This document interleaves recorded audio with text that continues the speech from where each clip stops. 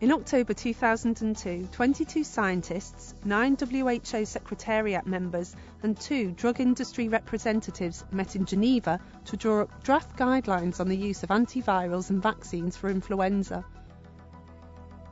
These form the basis of advice issued to the world 2 years later. Included in this were 3 annexes, each drawn up by an eminent scientist present at the original meetings. The WHO would be expected to examine any financial links these 3 scientists and any others advising it might have with pharmaceutical companies. It says it did, but it's refusing to make public the details. In 2004, this guidance was distributed to nations as the definitive thinking on pandemic planning. It was a stamp of approval that helped spark a worldwide rush for the drugs. Around $10 billion have since been spent on Roche's drug Tamiflu and another $2 billion on rival Relenza made by GSK. Our investigation has learned that annex preparer Professor Hayden was receiving funds from Roche until late 2004.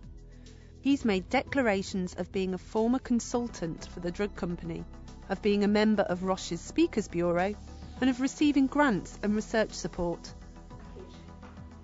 At a press conference last year, he spoke about his paid work from Roche and others up to 2004.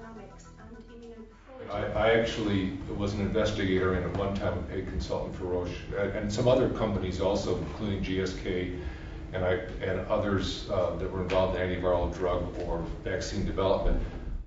As a scientist, Professor Hayden routinely declares his ties with pharmaceutical companies, even if the WHO does not.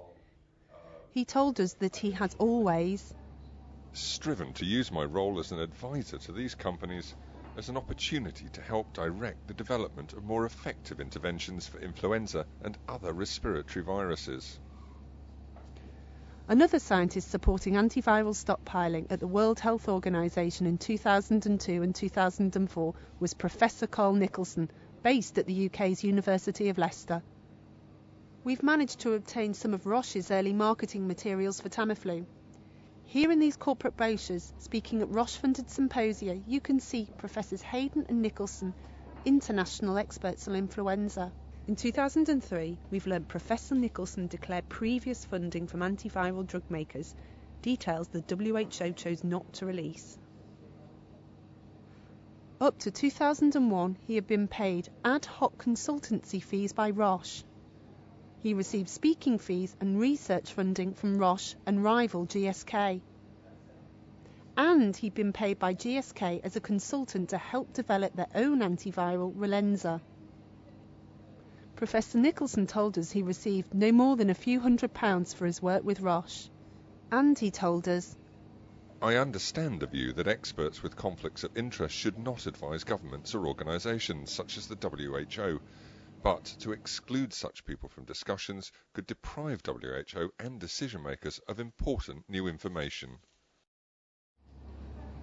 The final authored annex in those 2004 guidelines was prepared by Professor Arnold Monto of the University of Michigan. That same year he declared a professional relationship with, among others, Roche. Once again, despite Professor Monto openly declaring his pharmaceutical industry links elsewhere, the WHO chose not to make this information public. In a detailed email response to our questions, Professor Monto told us that the WHO have always impressed me as being keen to avoid situations where even an appearance of conflict can occur, especially in terms of funds or products accepted by the organisation. It's clear that all of those people have at various times declared these conflicts, and it wouldn't have taken really any work at all for WHO to know about them. So one has to assume that WHO did know or was really making no effort to find out. And if they did know, then I think it's really odd and unacceptable that WHO should use these people as key contributors to a major international guideline on the pandemic. WHO's rules in 2002 and 2004 required declarations to be filled out relating to possible conflicts going back 3 years. If there is a conflict, advisors are supposed either not to take part at all, to stay out of sensitive discussions, or to take part, but to have their conflicts of interest disclosed. So you don't know if those specific individuals filled out declarations of interest forms? Declarations of interest were asked for from all participants, yes. And do you know if those specific individuals signed a declaration of interest form? I'm not 100% sure, but I believe they did, but I'm not 100% sure. The WHO has told us that a declaration of interest statement exists relating to the 2002 and 2004 antiviral and vaccine meetings. But WHO Director General Margaret Chan's office refuses to release to us any details of the declarations.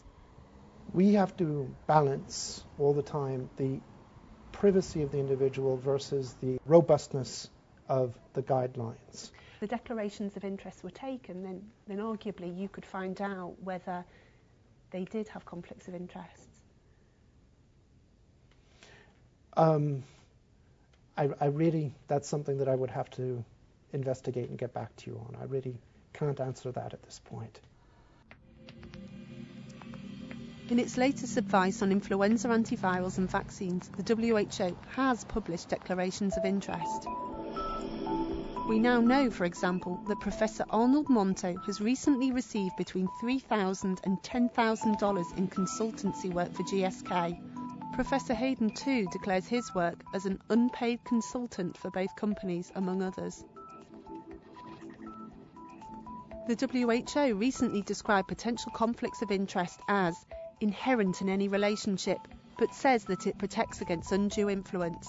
Yet a new Council of Europe report into last year's swine flu pandemic also raises concerns about transparency at the WHO and the risks of undue pharmaceutical company influence. There will be people who interact with industry. That's perfectly acceptable. We need to have good interaction between industry and public health industry with clinical medicine. But to be paid consultants, to be people who are actually on the payroll, to be people who actually published or spoken at promotional events for the company, I think that really is way too far over onto the unacceptable side of things.